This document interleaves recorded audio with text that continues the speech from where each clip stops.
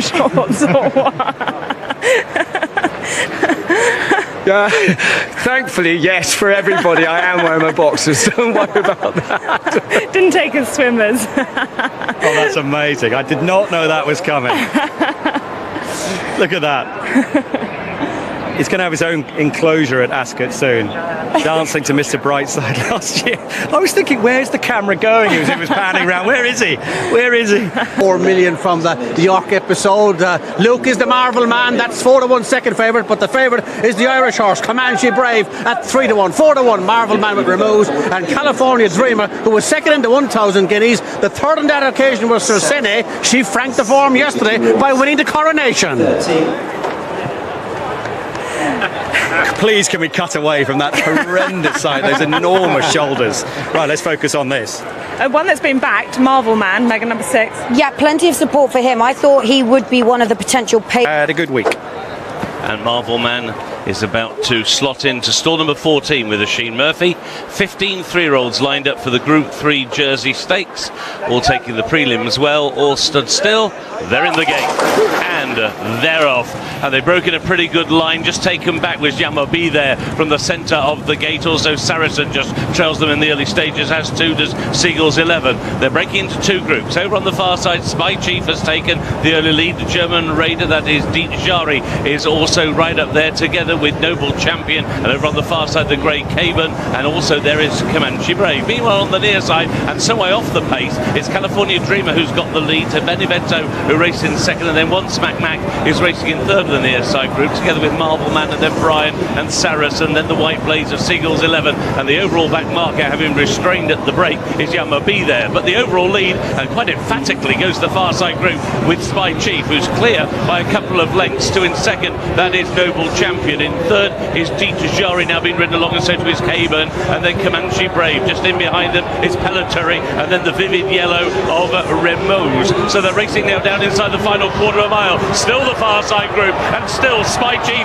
and Robert Havling. Cutting now to the near side is Noble Champion to challenge in second. Comanche Brave is in third. Pelletary trying to stay on over on the far side, and they're then being followed by Remus inside the final furlong, and it's Noble Champion and Kieran Shoemark coming across towards the near side, but it does not matter because Noble Champion is going to rout the field. Noble Champion, the champion in the jersey. In second came Spy Chief, followed home by Comanche Brave, and then Remus in fourth position. And from a long, long way back, Yamo B there passed horses very late and has got a little piece of the action, but never ever featured. 25-1 for Noble Champion. Ed Walker is the trainer, and Kieran Shoemark rides, comes right across the near side. A second win of the week for Kieran Shoemark, and it's a second place here for Spy Chief.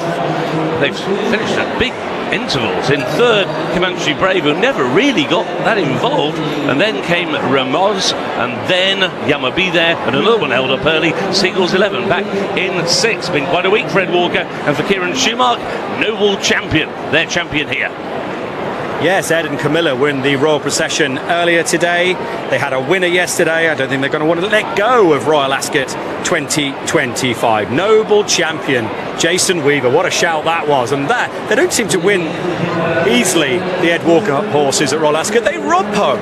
He's cantered through the race, hasn't he? It was all a question of time, but when Kieran decided to let him go, he's got a perfect toe in. The leader has skipped along Spy Chief over on the far side, and he runs around a little bit late on. He was looking for company possibly, and they just didn't know what his trick was. 7 furlongs a mile and they were 6. experimenting, weren't they? But goodness me, you're so right there, because you can see Kieran Shoemark, he hadn't moved a muscle. He almost still had a double handful when all the other jockeys were rowing away. I think he was probably on the right side of the track. He has drifted across to the stand side, but that was a great shout from you, Jason, and he's won by a number of lengths. Yeah, he has, and as you say, he's given away distance as well by drifting all the way over. You do see that sometimes at Ascot when the horses hit the front, they can drift left back towards the entrance and exit that they come out of the tunnel. But it's like buses, isn't it?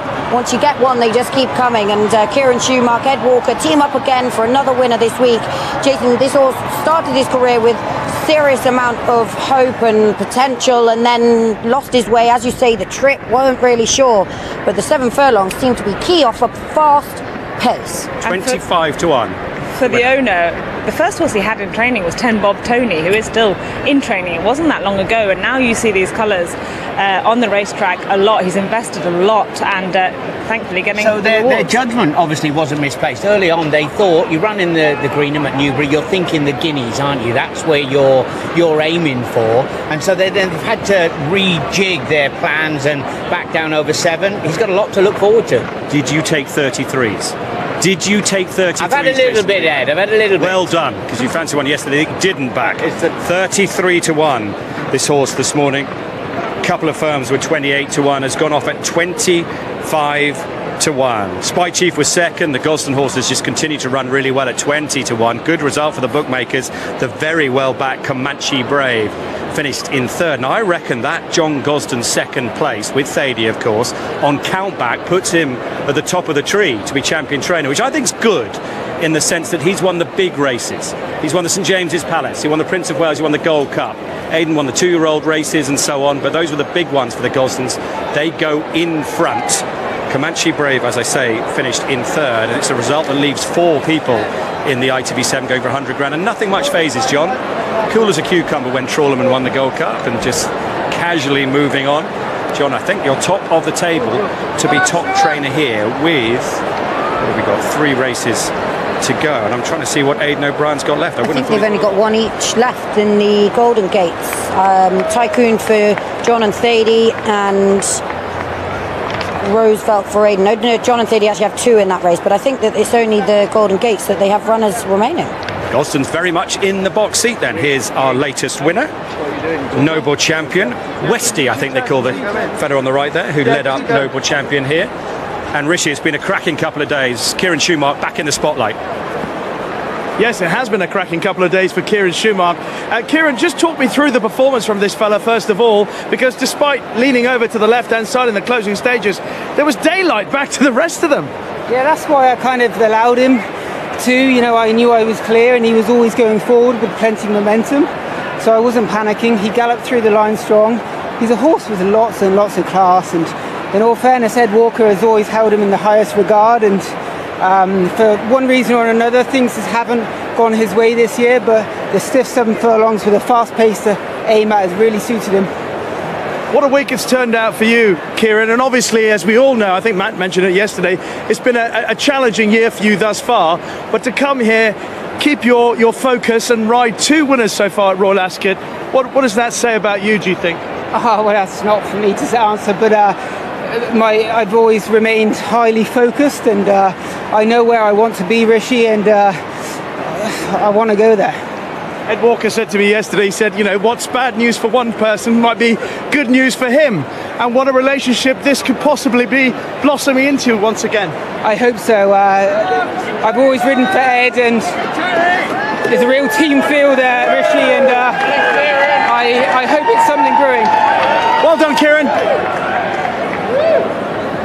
And we get the owner's information. Thank you to the ROA and particularly Keeley, who helps us at big meetings.